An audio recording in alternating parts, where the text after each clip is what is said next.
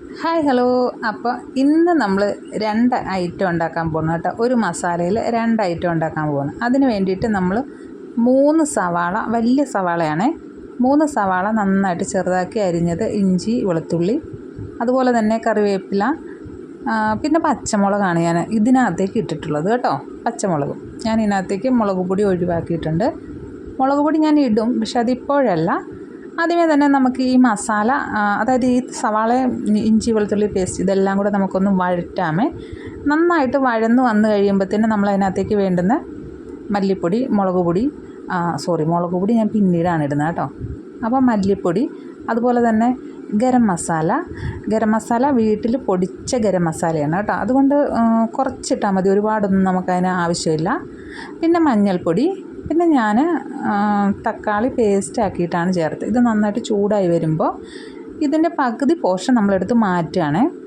ഞാൻ പറഞ്ഞല്ലോ 2 ഐറ്റമാണ് ഉണ്ടാക്കുന്നത്, അതുകൊണ്ടിട്ട് പകുതി പോർഷൻ എടുത്ത് മാറ്റിയിട്ട് ഈ മസാലയിലേക്ക് ഞാൻ കുറച്ച് ചിക്കൻ ഇടും കേട്ടോ. അതിൻ്റെ ഒരു കാല് ഞാൻ ഇതിനകത്ത് ഇട്ടിട്ടുണ്ട്, ഒരു കാല് മറ്റൊരു കറിയിലും കൂടെയാണ് ഇട്ടിരിക്കുന്നത്. അപ്പോൾ അതെന്താണെന്ന് വെച്ച് കഴിഞ്ഞാൽ, കാല് കഴിക്കുന്നവർക്ക് ഈ കാല് അതുപോലെ തന്നെ വേണമല്ലോ, അതുകൊണ്ടിട്ട് രണ്ടിലും ഞാൻ ഓരോ കാല് വീതം ഇട്ടിട്ടുണ്ട്.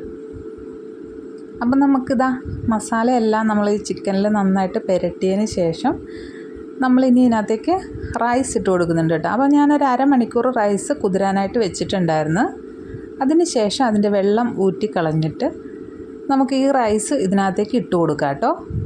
ആ റൈസ് ഇട്ടിട്ട് നമ്മൾ ആവശ്യത്തിന് വെള്ളം ഒഴിച്ച്, പിന്നെ അതുപോലെ തന്നെ കുറച്ച് ഉപ്പും കൂടി ഇട്ടിട്ട് നമ്മളിത് അടച്ച് വെച്ച് നന്നായിട്ട് നമ്മൾ വേവിക്കാനായിട്ട് പോവുകയാണ് കേട്ടോ.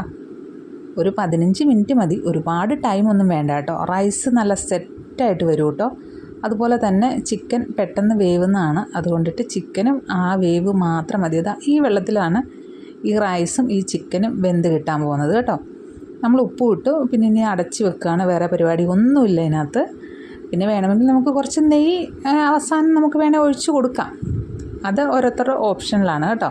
ഞാൻ ഇതിനകത്തേക്ക് നെയ്യൊന്നും ഒഴിക്കുന്നില്ല കേട്ടോ. പിന്നെ ഞാൻ രണ്ടാമത്തെ ചട്ടി വെച്ചിട്ടുണ്ട്, അതിനകത്തേക്ക് ബാക്കി മസാല ഇട്ടുന്നുണ്ട്. അതിനകത്തേക്ക് മുളക് പൊടി, അതുപോലെ തന്നെ കുറച്ച് മല്ലിപ്പൊടിയും കൂടെ ചേർക്കുന്നുണ്ട്. എന്നിട്ടിത് നന്നായിട്ട് വഴറ്റിയിട്ട് ബാക്കി ചിക്കൻ ഞാൻ ഇതിനകത്തേക്ക് ഇട്ട് കൊടുക്കുകയാണ്. ഇട്ട് നന്നായിട്ട് പുരട്ടി വെച്ചിട്ട് അത് ഞാൻ കറിയാക്കി മാറ്റി വെക്കുകയാണ്. അപ്പോൾ ഇതാണ് 2 ഐറ്റം എന്ന് പറഞ്ഞത്. അപ്പോൾ വീഡിയോ ഇഷ്ടപ്പെട്ട് കഴിഞ്ഞാൽ ഒന്ന് സപ്പോർട്ട് ചെയ്യണം.